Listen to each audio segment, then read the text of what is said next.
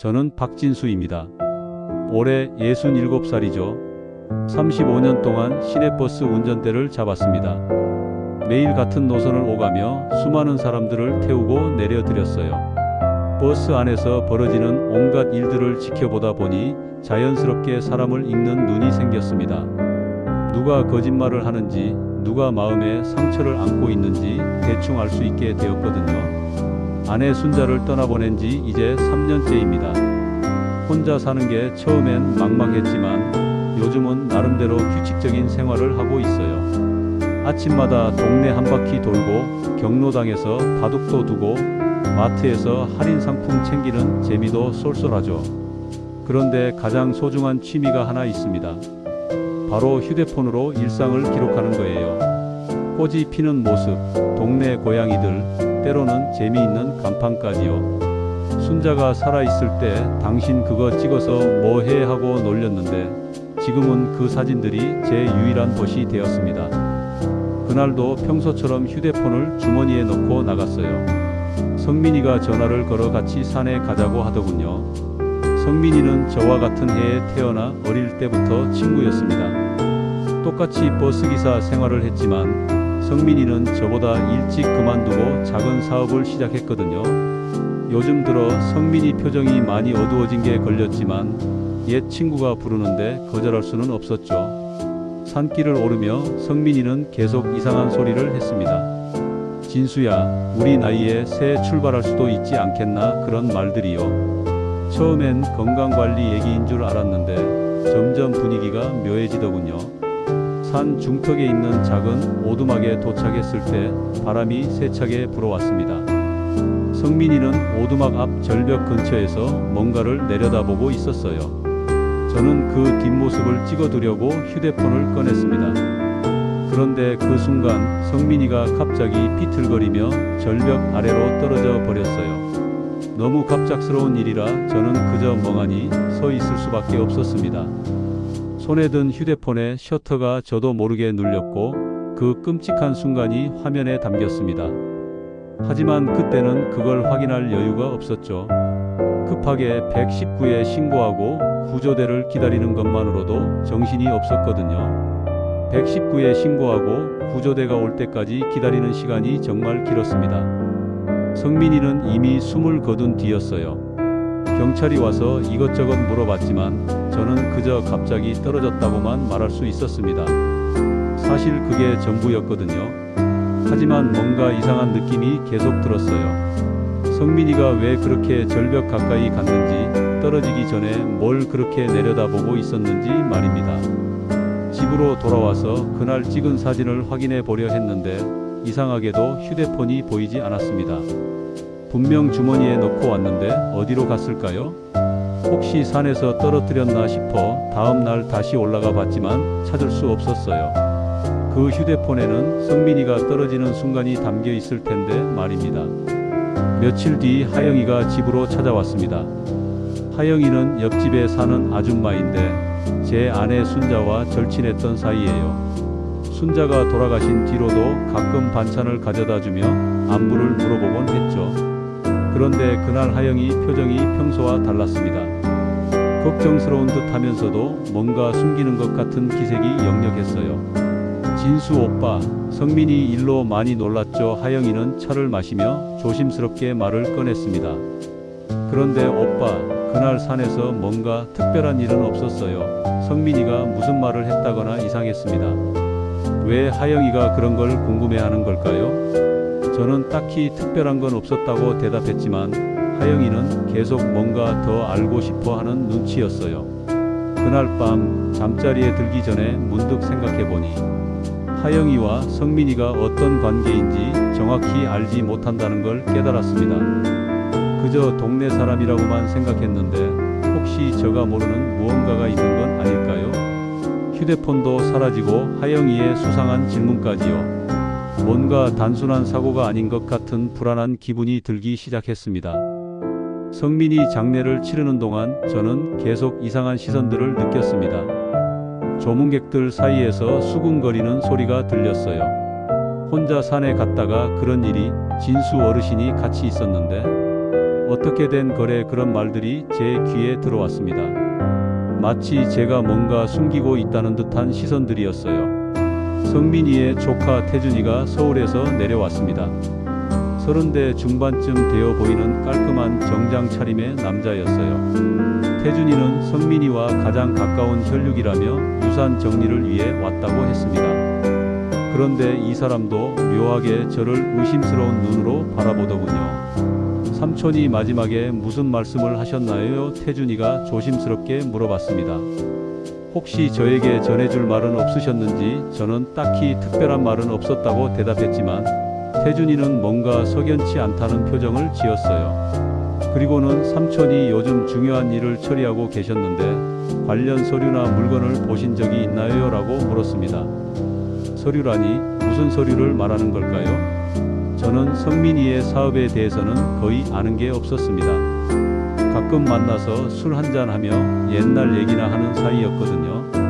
하지만 태준이의 질문을 듣고 보니 성민이가 그날 산에서 했던 말들이 다시 떠올랐어요.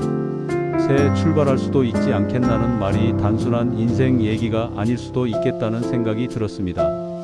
그날 저녁 집에 돌아와서 서랍을 정리하다가 이상한 걸 발견했어요. 제가 늘 쓰던 작은 수첩 사이에 낯선 종이 한 장이 끼워져 있었습니다. 성민이 필체로 쓰인 주소와 숫자들이었어요. 언제 이런 게 들어왔을까요? 혹시 성민이가 마지막으로 제게 남긴 메모일까요? 하지만 무슨 의미인지는 전혀 알 수 없었습니다. 다음 날 경로당에 나갔는데 평소와 분위기가 달랐습니다. 바둑을 두던 김노인이 저를 보더니 성민이 일로 고생 많았네라고 말했어요. 그런데 그 뒤에 덧붙인 말이 충격적이었습니다. 성민이가 요즘 부동산 일로 큰돈이 걸린 일을 하고 있다고 하던데 혹시 그 일로 스트레스 받아서 그런 건 아닐까요? 부동산 일이라니요? 성민이가 무슨 부동산 일을 하고 있었던 걸까요? 김노인 말로는 최근에 성민이가 어떤 땅을 사려고 큰 계약을 준비하고 있었다고 합니다. 그런데 그 과정에서 문제가 생겼다는 소문이 있었다는 거예요. 집으로 돌아오는 길에 하영이를 만났습니다. 하영이는 제 얼굴을 보더니 급하게 다가왔어요. 오빠, 혹시 성민이가 뭔가 맡겨둔 건 없어요? 서류나 열쇠 같은 거 말이에요. 이상했습니다. 왜 모두가 성민이가 뭔가를 숨겨두었다고 생각하는 걸까요? 하영아, 내가 성민이와 무슨 사이였길래 그런 걸 궁금해하나? 제가 직접적으로 물어보자 하영이 얼굴이 하얗게 질렸습니다. 잠시 망설이던 하영이는 결국 입을 열었어요. 사실은 성민이 오빠와 부동산 투자를 함께 하고 있었어요. 제가 가진 돈을 맡겼거든요. 그런데 갑자기 연락이 안 되더니 이런 일이 생겨서요. 그제야 모든 게 조금씩 이해되기 시작했습니다. 성민이는 하영이의 돈을 맡아서 부동산 투자를 하고 있었고 태준이는 그 사실을 알고 관련 서류를 찾고 있었던 거예요. 그리고 제가 발견한 그 메모도 아마 그 투자와 관련된 정보일 가능성이 높았습니다. 하지만 가장 큰 의문은 여전히 남아 있었어요. 성민이는 왜 그날 갑자기 죽게 되었을까요? 정말 단순한 사고였을까요? 아니면 다른 이유가 있었을까요? 그리고 제 휴대폰은 누가 가져간 걸까요? 며칠 뒤 담당 형사가 집으로 찾아왔습니다. 이 형사는 처음에 현장에서 만났던 분이 아니라 새로운 사람이었어요. 박진수 어르신, 성민 씨 사건에 대해 몇 가지 더 확인하고 싶은 게 있습니다. 라고 말하더군요. 형사는 성민이의 재정 상황에 대해 물어봤습니다. 최근에 큰 거래를 진행하고 있었는지, 누구와 만나는 일이 많았는지 그런 것들 말이에요. 저는 잘 모른다고 했지만 형사는 계속 파고들었습니다. 혹시 그날 현장에서 사진을 찍으셨나요? 요즘 어르신들도 스마트폰을 많이 쓰시잖아요. 사진 얘기가 나오자 가슴이 철렁했습니다. 분명히 그 순간을 찍었는데 휴대폰이 사라졌다고 말해야 할까요? 아니면 그냥 찍지 않았다고 해야 할까요? 순간 판단이 서지 않아 기억이 잘 나지 않습니다. 라고 얼버무렸어요. 형사가 돌아간 뒤 불안한 마음에 성민이 집 앞을 지나가 봤습니다. 그런데 놀랍게도 태준이가 나오는 걸 봤어요. 손에는 큰 가방을 들고 있었습니다. 뭔가를 찾은 모양이었죠. 태준이는 저를 보자 어색하게 인사를 했습니다. 삼촌 집에서 정리할 게 많아서요 라고 말했지만 태준이의 표정은 뭔가 감추고 있다는 듯 했어요. 그리고 문득 이상한 생각이 들었습니다. 혹시 태준이가 제 휴대폰을 가져간 건 아닐까요? 그날 현장에서 저가 정신없어 하는 사이에 말이에요. 그날 밤 하영이가 다시 찾아왔습니다. 이번에는 완전히 다른 사람처럼 보였어요. 얼굴이 창백하고 손도 떨리고 있었습니다. 오빠, 저 정말 걱정돼요. 성민이 오빠한테 맡긴 돈이 3천만 원이나 되거든요. 그런데 지금 그 돈이 어디 있는지 아무도 모르겠다는 거예요. 3천만 원이라니요? 그게 어떤 돈인지 감이 안 왔지만 하영이에게는 평생 모은 돈이라고 했습니다. 성민이가 확실한 투자처가 있다며 맡아달라고 했고 하영이는 믿고 맡겼던 거예요. 그런데 이제 성민이도 없고 돈의 행방도 알 수 없게 된 겁니다. 다음 날 마트에서 장을 보고 있는데 태준이와 마주쳤습니다. 태준이는 제게 커피라도 한잔하자고 했어요. 카페에 앉아서 태준이가 꺼낸 얘기는 예상보다 훨씬 복잡했습니다. 어르신, 삼촌이 생전에 여러 사람과 돈 거래를 하고 계셨어요. 하영 씨뿐만 아니라 다른 분들도 있고요. 그런데 투자한 땅이 개발 계획에서 빠지면서 문제가 생겼답니다. 태준이 설명에 따르면 성민이는 여러 사람에게서 돈을 모아 큰 땅을 사려고 했는데 갑자기 그 지역 개발 계획이 취소되면서 모든 게 틀어졌다는 거예요. 그래서 삼촌이 요즘 스트레스를 많이 받으셨을 거예요. 투자한 분들에게 돈을 돌려드려야 하는데 당장 현금이 없으셨거든요. 태준이 말을 듣고 보니 성민이가 그날 절벽에서 했던 말이 다시 떠올랐습니다. 새 출발할 수도 있지 않겠나는 말이 혹시 극단적인 선택을 암시하는 건 아니었을까요? 하지만 여전히 이해되지 않는 부분이 있었어요. 제 휴대폰은 왜 사라진 걸까요? 성민이가 스스로 떨어진 거라면 굳이 증거를 숨길 이유가 없잖아요. 혹시 다른 이유가 있는 건 아닐까요? 태준이는 마지막에 이상한 제안을 했습니다.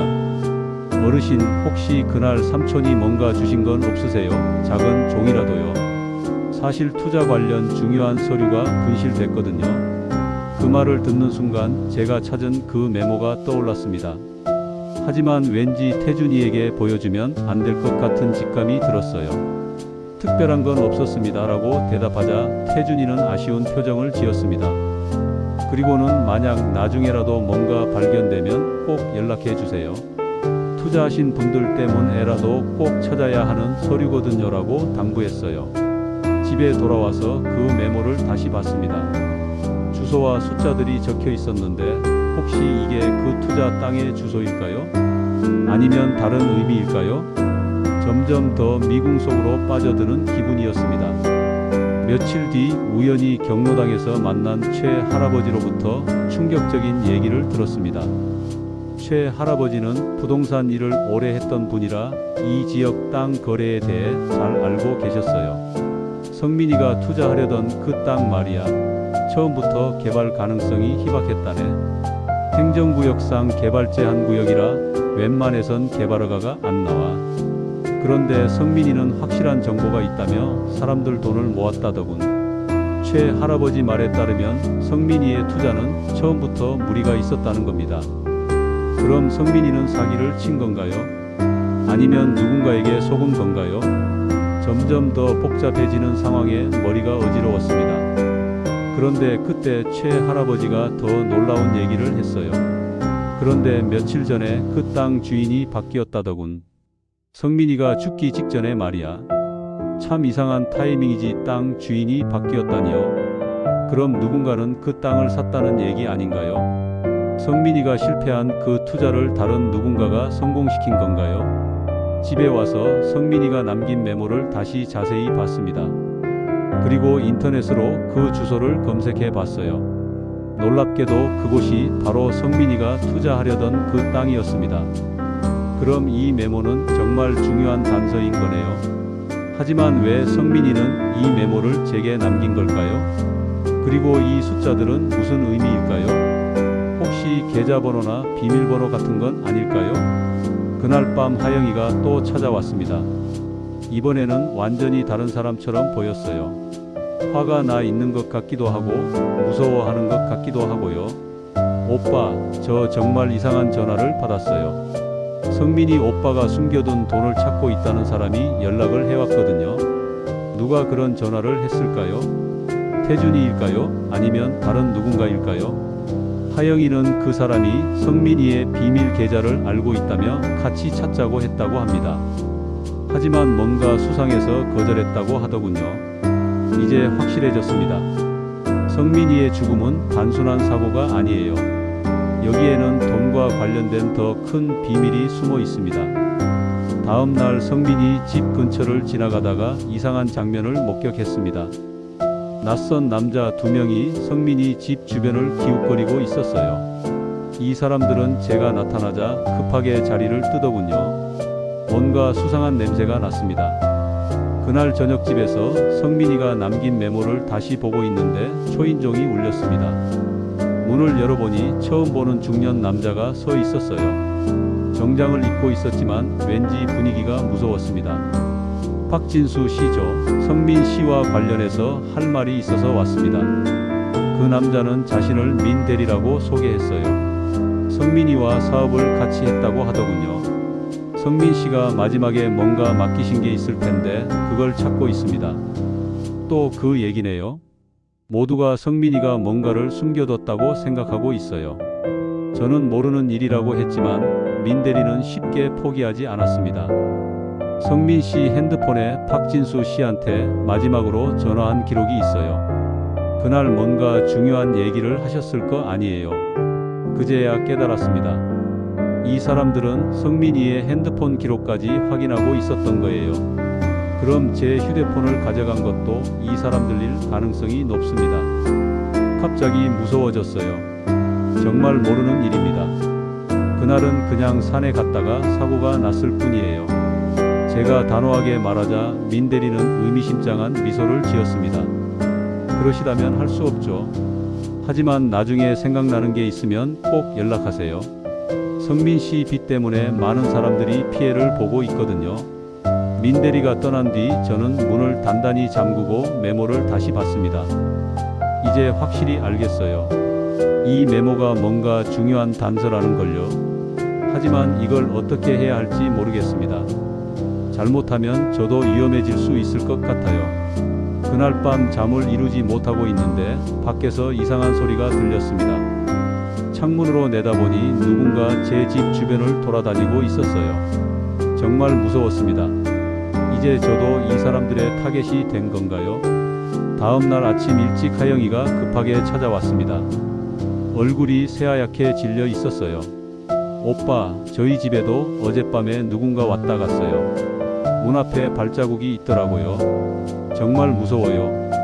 이제 이 사람들이 하영이까지 노리고 있다는 뜻이었습니다. 저는 더 이상 혼자 끙끙 앓고 있을 수만은 없다고 생각했어요. 하영이에게 성민이가 남긴 메모를 보여줬습니다.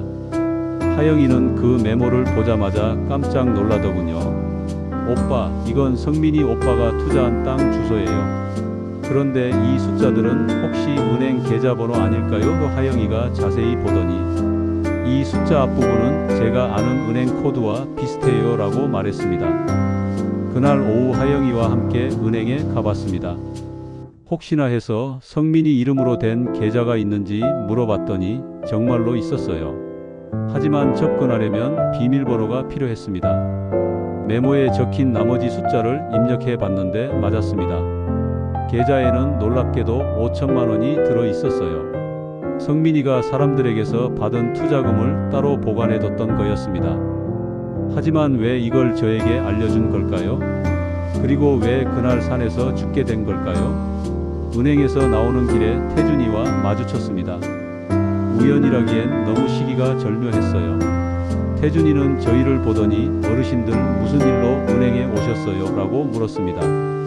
뭔가 알고 있다는 듯한 표정이었어요. 그때 갑자기 깨달았습니다. 태준이가 저희를 감시하고 있었던 거예요. 그리고 어쩌면 성민이의 죽음과도 관련이 있을지 모릅니다. 성민이는 조카를 믿고 계좌 정보를 알려줬지만 태준이가 돈을 가로채려 했던 건 아닐까요? 하지만 성민이가 마지막 순간에 제게 메모를 남겨서 진실이 밝혀진 거죠. 하영이와 함께 경찰서로 갔습니다. 담당 형사에게 모든 상황을 설명했어요.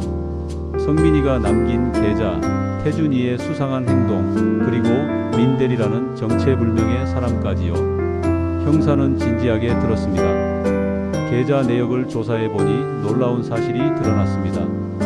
성민이가 죽기 하루 전에 누군가 그 계좌에 접근하려고 시도한 기록이 있었어요. 하지만 비밀번호가 틀려서 실패했다고 합니다. 그 시도가 태준이의 것이었을 가능성이 높았죠. 며칠 뒤 경찰에서 연락이 왔습니다. 태준이를 조사한 결과 태준이가 성민이에게 거액의 빚을 지고 있었다는 사실이 밝혀졌어요. 그리고 민대리라는 사람은 태준이가 고용한 사채업자였습니다. 태준이는 성민이의 돈을 가로채려 했고 그 과정에서 성민이와 다툼이 있었을 거라고 했습니다.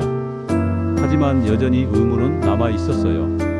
그날 산에서 정확히 무슨 일이 일어났던 걸까요? 성민이는 정말 스스로 떨어진 건가요? 아니면 누군가 밀어낸 건가요? 그리고 제 휴대폰은 누가 가져간 걸까요? 얼마 뒤 놀라운 소식을 들었습니다. 경찰이 태준이 집에서 제 휴대폰을 발견했다는 거예요. 태준이는 그날 산에서 저가 정신없어하는 사이에 휴대폰을 가져갔다고 자백했습니다. 혹시 성민이가 떨어지는 순간이 찍혔을까봐 증거를 없애려 했던 거죠. 경찰이 휴대폰을 복구해서 그날 찍힌 사진을 확인했습니다. 사진에는 성민이가 절벽에서 떨어지는 순간이 담겨 있었어요. 하지만 누군가 밀어낸 흔적은 보이지 않았습니다. 성민이는 정말 스스로 떨어진 것 같았어요. 아마도 태준이와의 갈등과 투자 실패로 인한 스트레스 때문에 극단적인 선택을 한 것 같았습니다. 결국 진실이 밝혀졌습니다. 성민이는 태준이에게 돈을 빌려주었지만 돌려받지 못하고 있었어요. 게다가 부동산 투자도 실패해서 하영이를 비롯한 여러 사람들에게 돈을 돌려줄 방법이 없었죠. 그래서 마지막으로 저를 만나 계좌 정보를 남기고 스스로 목숨을 끊은 거였습니다. 태준이는 성민이가 죽은 뒤 그 돈을 혼자 차지하려 했던 거예요. 하지만 성민이가 저에게 남긴 메모 덕분에 진실이 밝혀졌습니다. 태준이는 사기와 증거인멸 혐의로 구속되었고 하영이는 자신이 투자한 돈을 돌려받을 수 있게 되었어요. 이제 모든 게 끝났습니다. 성민이는 돌아오지 않지만 적어도 진실은 밝혀졌어요. 하영이는 돈을 돌려받고 안심했고 저도 더 이상 누군가에게 쫓기지 않아도 되었습니다. 그 경험을 통해 깨달은 건 돈 때문에 사람이 얼마나 변할 수 있는지였어요. 요즘은 다시 평범한 일상으로 돌아왔습니다. 아침마다 동네 한 바퀴 돌고 경로당에서 바둑도 두고 마트에서 할인 상품 챙기는 재미도 되찾았죠. 그리고 여전히 휴대폰으로 일상을 기록하고 있어요. 하지만 이제는 단순한 기록이 아니라 소중한 추억을 남기는 거라는 걸 알게 되었습니다. 성민이가 남긴 마지막 메시지는 결국 제게 진실을 알려주는 열쇠였어요. 비록 슬픈 결말이었지만 적어도 억울한 사람은 없게 되었습니다. 그리고 저는 오랜 친구의 마지막 부탁을 제대로 이행할 수 있었어요. 이제 성민이도 편히 쉴 수 있을 거라고 생각합니다.